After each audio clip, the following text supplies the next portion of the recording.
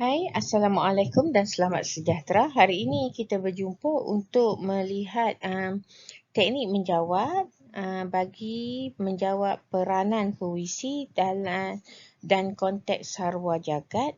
Kita juga akan melihat cara menganalisis karya. Okay, jadi ini merupakan orang kata sesi yang terakhir lah untuk puisi tradisional. Okay, cara jawab yang saya telah tekankan daripada sesi pertama hingga sesi yang ketujuh ni boleh diguna pakai untuk menjawab sajak. Dalam sesi 8 nanti kita akan sentuh tentang sajak sahaja. Okay.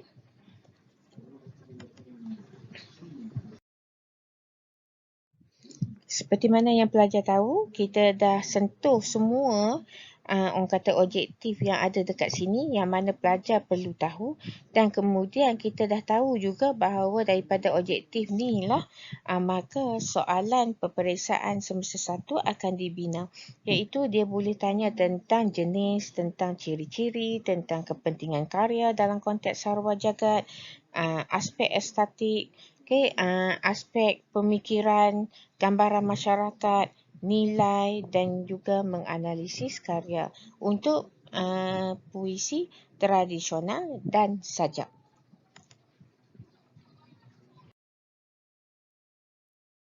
Jadi di sini kita akan sentuh tentang cara nak menjawab peranan puisi secara umum, dan kemudian kita akan juga sentuh tentang konteks orang kata pandangan sarwa jagat pada puisi kita. Okey.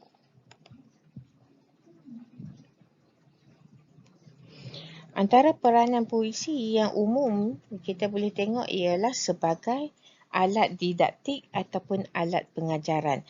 Yang ini ada pada banyak puisi tradisional yang kita kaji. Contohnya kalau kita tengok pantun nasihat, pantun budi, kita tengok pada gurindam taat setia kepada raja, talibun, terombah adat, dia lebih kepada memberi nasihat dan pengajaran. Jadi alat didaktik dan pengajaran ni penting, memang ada pada semua puisi. Nasihat pun ada pada semua puisi, alat komunikasi pun ada pada semua puisi, tapi dia lebih kepada terombah adat sebab dia menerangkan tentang peraturan dan adat. Talibun dia memberikan secara terperinci tentang bentuk muka bumi, tentang kota, iaitu kota Bidung Kota Lama. Teluk Bidung Kota Lama. Selain daripada tiga ni, ada lagi orang kata peranan puisi secara umum, iaitu memberi gambaran masyarakat yang mendukung dia. Kalau kita tengok terombah adat, dia merujuk kepada masyarakat Minang yang patuh pada adat pepatih. Dan masyarakat Melayu lain yang patuh kepada adat Temenggung.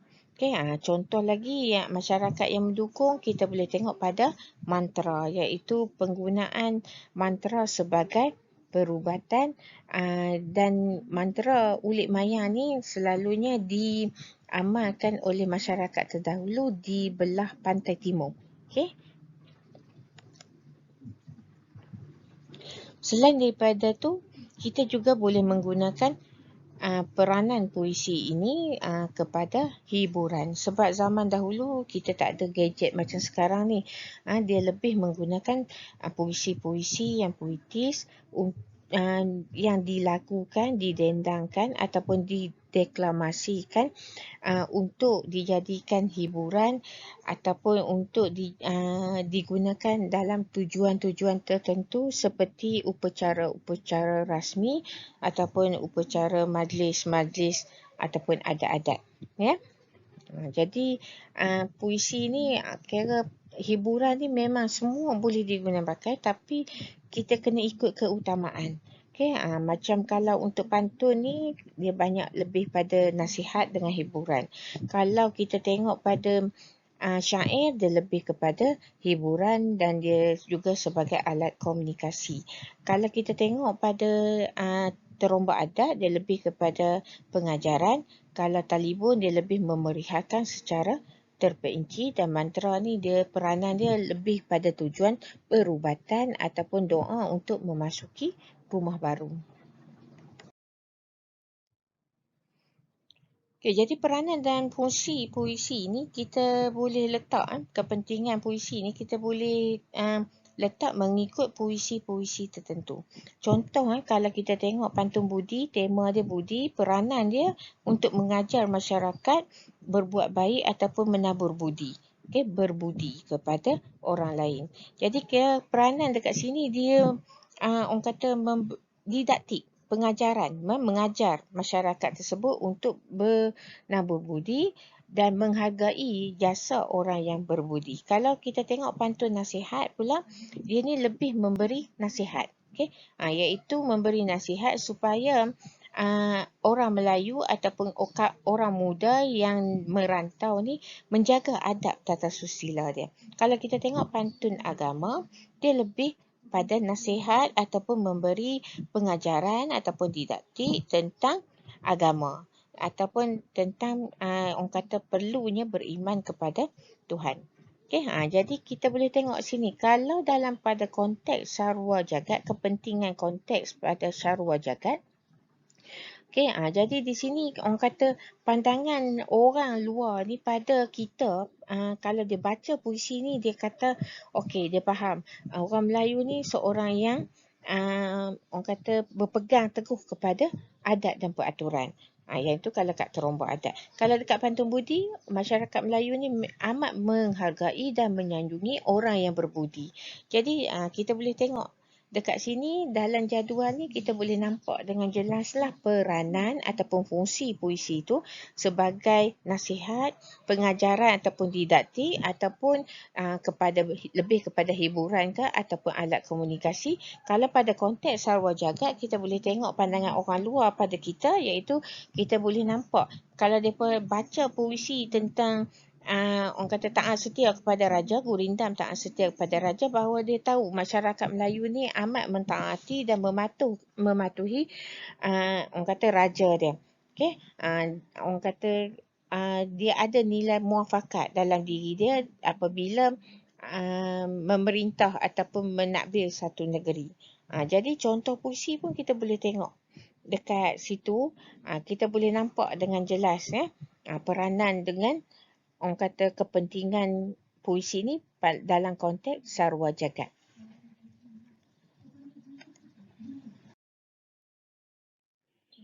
Okay, selain daripada tu kita boleh tengok juga untuk puisi-puisi lain lah. Yang ini puisi-puisi kalau kita tengok yang last kali, doa menduduki rumah baru, itu kita tahulah mantra menduduki rumah baru. Jadi peranan dia lebih kepada alat komunikasi, memohon doa ataupun yang digunakan dalam upacara-upacara tertentu. Okay, kalaulah kita tengok puisi ni, kepentingan puisi dalam konteks sarwa jagat ni, kita boleh nampak kira masyarakat ni dia berpegang teguh kepada adat dan kepercayaan ataupun adat-adat tertentu. Okey. Okey, kepentingan karya dalam konteks sarwa jagat yang umum kita boleh nampak dekat sini ialah yang pertama, bila orang tengok puisi-puisi yang dihasilkan, jadi orang faham bahawa masyarakat Melayu ni seorang yang kreatif dan orang kata puitis dan kritis. Dia menyampaikan nasihat, pengajaran melalui kata-kata ataupun susunan kata-kata yang indah. Okay, supaya tidak menyinggung perasaan orang yang ditegur ataupun orang yang mendengar.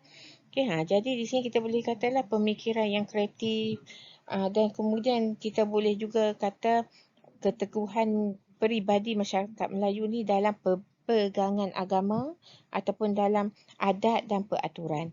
Okay, jadi ini secara umum. Okay, kita boleh guna yang ini sebagai fakta. Tapi kalau kita nak tengok dengan lebih jelas lagi, kita kena tengoklah kalau soalan tu tanya puisi tentang pantun budi, jadi kita kena tengok jurus kepada budi itulah. Yang ini kita boleh guna juga. Dia guna menzahirkan secara kreatif dan puitis tentang masyarakat Melayu yang orang kata berpegang teguh kepada budi. Jadi menyanjungi budi dan sebagainya. Okay?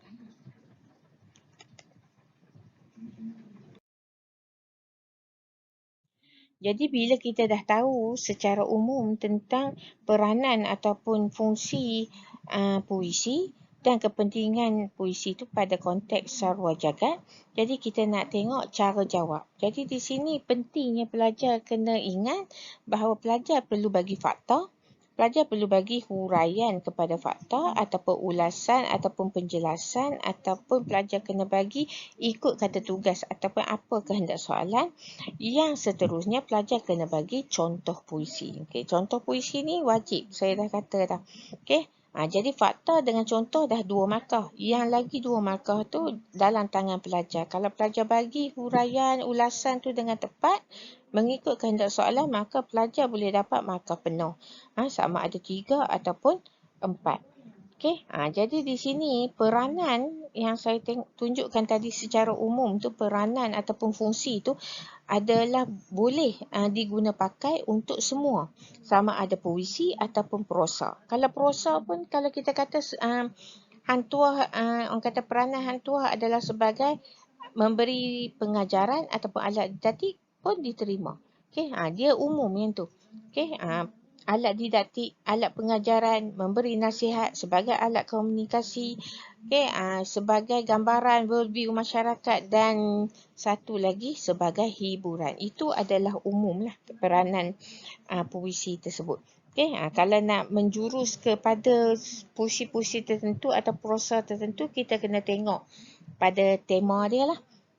Baru kita boleh bagi peranan pantun budi ialah mengajak masyarakat untuk menabur budi ataupun menghargai jasa. Jatuh pun kita boleh juga sebab dia tu didaktik lah, sebagai alat didaktik, iaitu mengajar masyarakat Melayu untuk menghargai jasa orang lain. Jadi di sini itu boleh guna pakai untuk semua, sama ada puisi ataupun prosa.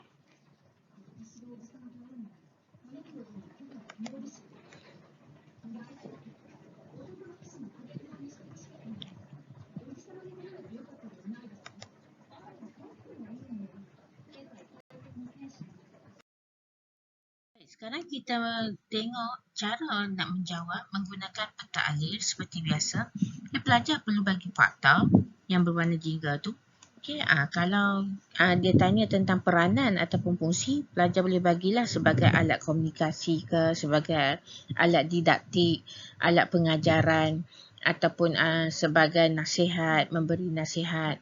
Sebagai orang kata gambaran ataupun worldview masyarakat tersebut, mendukung puisi tersebut, sebagai hiburan. Jadi di sini kita bagi contoh sebagai alat komunikasi untuk upacara-upacara tertentu. Itu adalah fakta. Jadi pelajar akan dapat 1 markah, dan kemudian pelajar perlu huraikan ataupun ulaskan ataupun jelaskan ataupun bincang. Fakta yang berwarna hijau, Jadi yang ayat huraian berwarna biru dengan berwarna jingga. Jadi yang ini bergantung pada kata tugas yang ada dekat dalam soalan, dan kemudian diikuti dengan kalau perlu ayat kesan ataupun kepentingan, dan yang wajib satu lagi ialah ayat contoh. Jadi di sini 2 markah dah dapat pada pelajar kalau pelajar bagi fakta dan contoh. Dan ayat huraian, ulasan semua tu adalah menentukan lagi 2 markah yang perlu ada pada pelajar. Seperti mana yang kita dengar sebelum ni, pelajar perlu ulang ayat fakta tu, kata kunci yang ada dalam fakta pada huraian pelajar.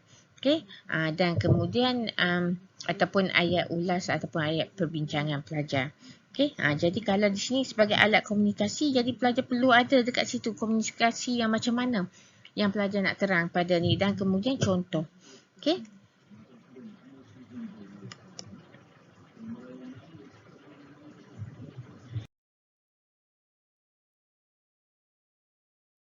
Ini merupakan cara menjawab lah yang lengkap untuk satu perenggan.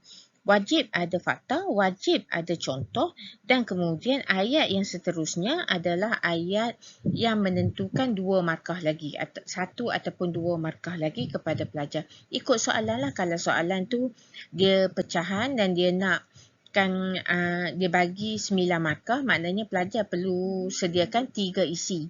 1 isi sebagai backup tu tak ada masalah. Tak salah pun. Tapi kalau soalan tu kata dia nak 3, boleh bagi 3 lah. Okay, dan kemudian markah 9 markah tu mewakili satu perenggan tu 3 markah. Jadi kita dah tahu dia nak fakta, huraian dan contoh. Okay, ayat hurai dan contoh. Jadi 2 markah dah ada lantangan, 1 lagi penentu. Kalaulah soalan itu menjurus kepada 4 markah bagi 1 perenggan, maka 1 fakta, 1 contoh dan 2 lagi untuk ayat huraian ataupun ayat ulas, jelas, bincang, kesan ataupun kepentingan. Okay, untuk mewakili 2 markah. Okay.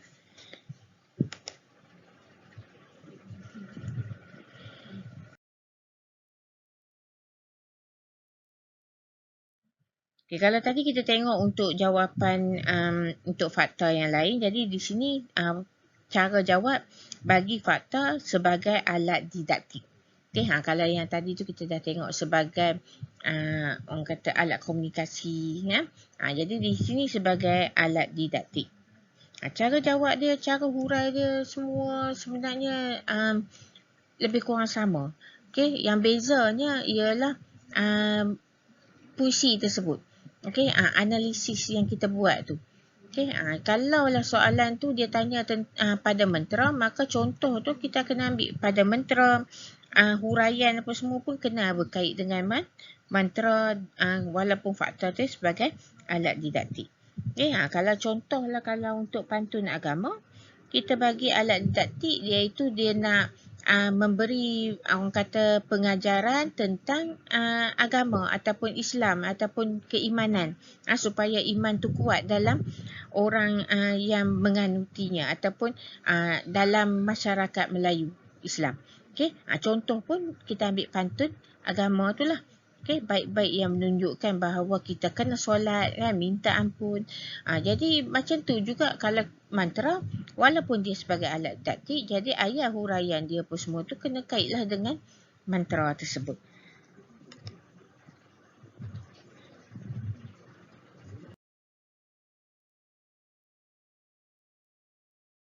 Seterusnya kalau kita nak tengok sebagai hiburan. Okay, ini fakta hiburan. Jadi ayat yang di bawah tu boleh digunakan untuk menghuraikan ataupun menjelaskan, memberi ulasan tentang fakta hiburan tadi. Dan kemudian kita kaitkan dengan puisi yang kita kaji ataupun yang disoal, dan kemudian kita bagilah contoh berdasarkan puisi tersebut. Okay, jadi sekarang kita tengok pula yang ini, kalaulah kita nak menjurus, orang kata fungsi ataupun peranan tu menjurus kepada puisi tu betul-betul. Okay, jadi di sini kalau kita nak bagi peranan ataupun fungsi ikut puisi tu betul-betul, kita kena berpandukan kepada tema dan pemikiran yang ada dalam puisi tersebut. Okay, kalau dekat sini kita dah tahu dah ini adalah syair. Sebab apa? Dia memberi gambaran tentang pemimpin yang hebat. Jadi itu pun peranan dia jugalah, dalam syair tu dia bagi gambaran. Okay, boleh juga kita buat macam tu. Kalaulah kata kita nak bagi tentang talibun, memerihalkan secara terperinci tentang pembukaan kota ataupun sesebuah kota. Kan? Jadi itu pun kita boleh guna. Selain daripada kita guna yang umum tadi seperti alat didaktik, pengajaran, nasihat, alat komunikasi dan satu lagi hiburan. Okay. Seterusnya kita tengok pula kalaulah kita nak bagi secara umum tentang seloka. Okay, dia di sini kalau pelajar tengok seloka, gurindam, talibun, teromba, mantra, dia ada dia punya orang kata peranan dia yang tersendiri. Kalau seloka ni orang kata lebih kepada memberi kritikan secara sinis, halus kepada golongan tertentu. Okay? Kalau kita nak kata sebagai alat pengajaran pun boleh, memberi nasihat pun boleh. Sebab apa?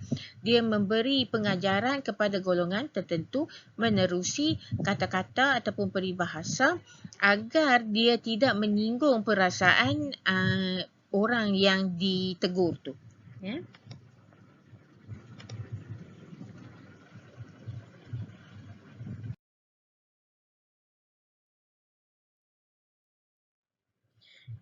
Okey, yang ini pula untuk telefon. Contoh kalau kita nak bagi secara orang kata khusus kepada menjurus betul kepada puisi tersebut, ya. Tapi sama je, dia kena ada fakta, kena ada huraian, kena ada perbincangan, kena ada contoh dan ayat kesan. Yang wajibnya ayat fakta dengan ayat contoh. Kalau pelajar dah buat yang itu, pelajar akan dapat 2 markah dan lagi 2 markah tu pada ayat huraian, jelas, ulas, bincang, kesan ataupun pada kepentingan. Setelah kita tengok cara menjawab peranan dan fungsi, sekarang kita akan tengok cara untuk menjawab kepentingan puisi pada konteks sarwa jagat.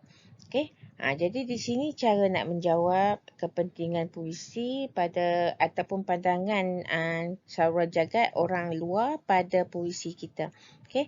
Kepentingan puisi ni kita boleh tengok dekat sini. Cara jawab dia masih sama dengan peranan ataupun fungsi puisi. Dia ada fakta, wajib ada contoh. Dua tu wajib, jadi akan dapat 2 markah dah. Dan ayat huraian, ayat ulasan, penjelasan, perbincangan, ayat kesan ataupun ayat kepentingan ni akan menambah markah pada pelajar, iaitu 2 markah lagi. Okey, dia sama, konsep dia sama. Jadi kalau pelajar tengok senang je. Sekarang ni pelajar perlu ingat kata kunci yang ada dekat dalam puisi tu dan orang kata fakta-fakta ataupun ayat fakta untuk menjawab soalan peranan, fungsi ataupun kepentingan. Ya.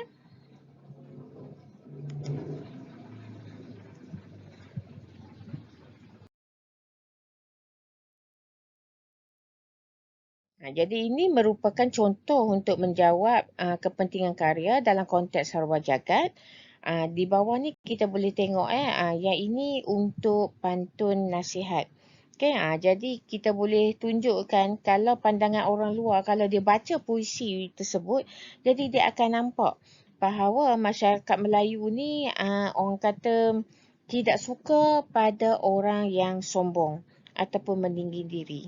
Okay, dan selalunya dia orang Melayu ni dia akan menjaga adab dan tata susila dia. Okay, sebab apa? Perbuatan sombong ni hanya akan menyebabkan diri seseorang itu akan dibenci oleh orang lain.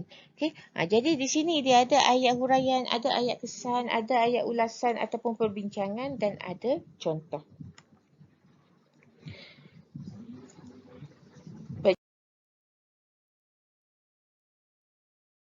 Contoh yang seterusnya kita boleh tengok dekat sini untuk seloka.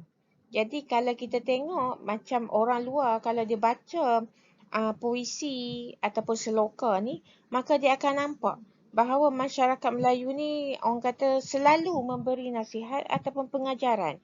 Okay, tapi cara dia memberi pengajaran tu dilakukan secara orang kata sindiran ataupun dia masukkan unsur-unsur humor ataupun wit agar orang yang diberi nasihat itu tidak akan orang kata terguris ataupun tak akan timbul rasa marah. Dia tengok puisi tu, dia baca puisi tu, dia rasa lucu tapi secara tak langsung kena pada dia. Oh, kita tak boleh buat macam ni, tak boleh dengar berita orang kata khabar angin dan kita dah lakukan sesuatu dan sebagainya.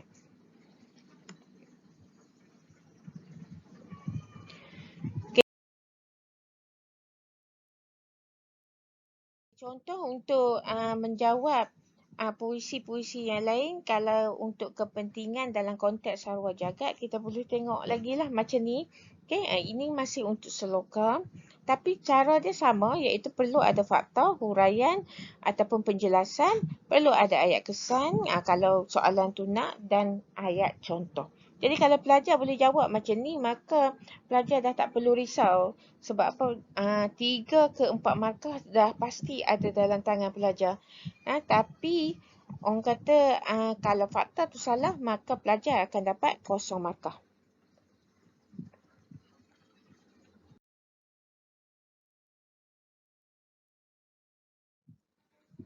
Berikut merupakan cara untuk menjawab kepentingan karya dalam konteks sarwa jagat lagi. Tapi ini lebih kepada syair. Kalau orang luar tengok syair kita, dia akan dapat apa? Jadi inilah salah satu kepentingan karya dalam konteks sarwa jagat. Contoh, satu lagi contoh untuk syair. Kalau pelajar nak tengok kepentingan syair dalam konteks sarwa jagat, jadi ini contoh salah satulah. Yang tadi saya bagi sebelum ni secara umum, jadi yang ini yang menjurus kepada puisi iaitu syair. Jadi cara jawab dia sama je, iaitu kena bagi fakta, kena bagi kesan, huraian, ayat penjelasan dan ayat perbincangan dan contoh. Okey, fakta dan contoh tu wajib. Yang dua lagi terpulang kepada pelajar untuk memperoleh markah. Kalau pelajar faham dan tepat dengan apa yang dipinta oleh soalan, maka pelajar akan memperoleh markah tersebut.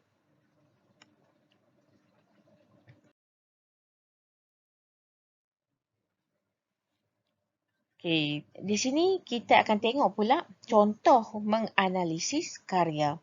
Jadi soalan ni boleh dibina dalam apa jua cara. Okey, jadi pihak MPM ni dia boleh tanya macam-macam.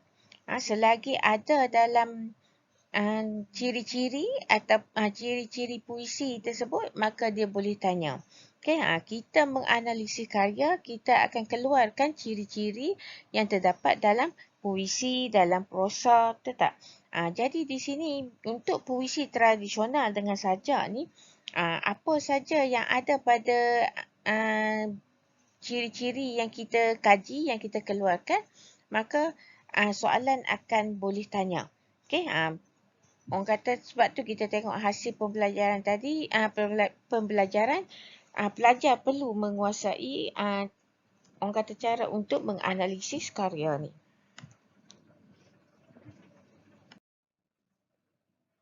Jadi yang pertama kita tengok di sini saya akan bagi puisi-puisi yang belum pernah keluar lagi lah. Okay. Dan kalau pelajar nak tengok keseluruhan, pelajar boleh tengok berdasarkan nota yang pelajar ada, yang saya buat tu. Okay. Jadi di situ semua fakta ataupun semua ciri-ciri yang perlu pelajar tahu ada saya letakkan dalam nota tersebut. Dan pelajar juga boleh lihat cara menganalisis puisi-puisi termasuklah sajak dalam dalam slide PDPC dan PDPR yang saya telah buat dan saya telah kongsikan bersama guru pelajar.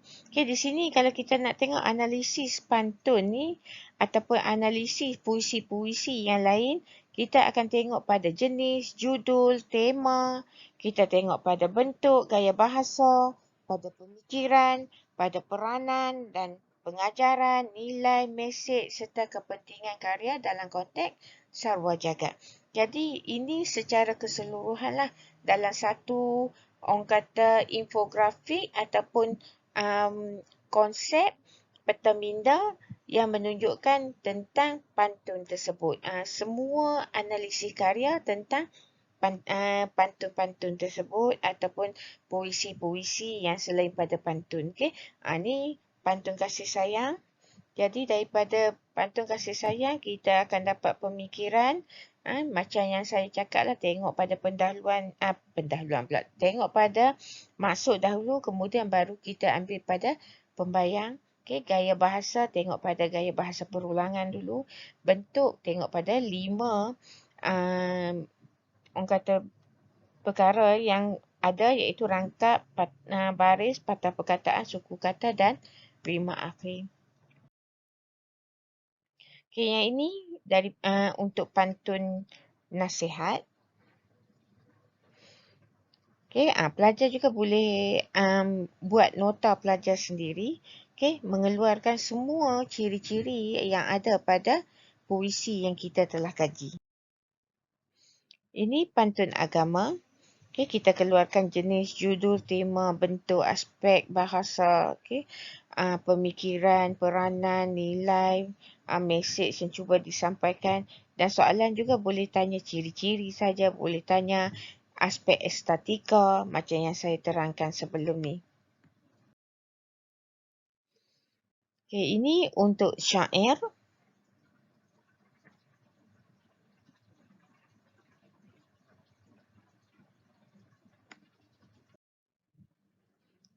Seterusnya untuk gurindam, taat setia kepada raja. Jadi kalau pelajar tengok kat sini, ini ringkasan saja. Kalau dalam nota tu disertakan dengan contoh dan huraian sebagainya.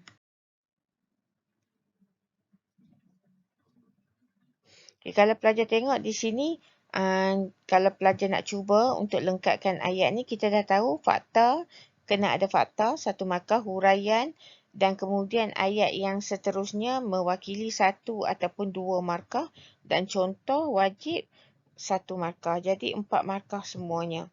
Okay.